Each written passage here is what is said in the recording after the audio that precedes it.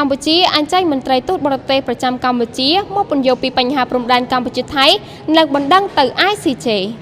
ក្រសួងការបរទេសនិងសហប្រតិបត្តិការអន្តរជាតិនៅព្រឹកថ្ងៃទី 17 ខែមិថុនានេះបានកោះអញ្ជើញឯកអគ្គរដ្ឋទូតឯកអគ្គរដ្ឋទូតនៃបណ្ដាអង្គទូតបរទេសប្រចាំកម្ពុជាចំនួន 27 ប្រទេសដើម្បីធ្វើការពន្យល់អំពីការវិវត្តនៃស្ថានភាពបញ្ហាព្រំដែនកម្ពុជាថៃ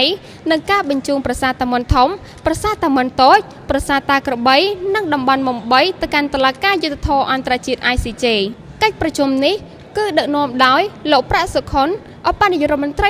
ក្រសួងការបរទេសនិងសហប្រតិបត្តិការអន្តរជាតិបណ្ដឹងផ្លូវការរបស់កម្ពុជាដើម្បីជួយស្វែងរកដំណោះស្រាយបញ្ហាវិវាទព្រំដែនជាមួយប្រទេសថៃនៅតំបន់ប្រាសាទតាមុនធំប្រាសាទតាមុនតូចប្រាសាទតាក្របីនិងតំបន់មុំបីត្រូវបានលោកស្រីស្រេងធីតាឯ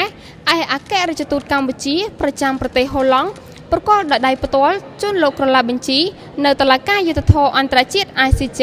រួចរាល់ហើយកាលពីថ្ងៃទី 16 មិថុនា ឆ្នាំ 2025 សម្ដេចធិបតីហ៊ុនម៉ាណែតនាយករដ្ឋមន្ត្រីបានគូបញ្ជាក់ថាកម្ពុជាមិនដកថយទេពាក់ព័ន្ធនឹងការស្នើសុំឲ្យតុលាការយុត្តិធម៌អន្តរជាតិ ICJ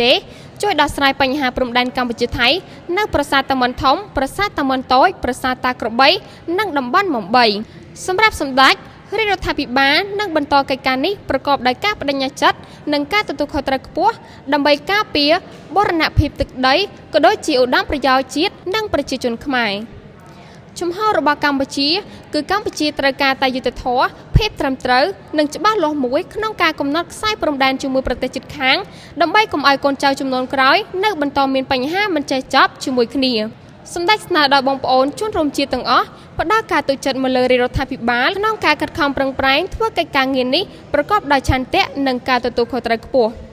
ដើម្បីការពារបូរណភាពទឹកដីនិងឧត្តមប្រយោជន៍របស់ជាតិនិងប្រជាជនកម្ពុជា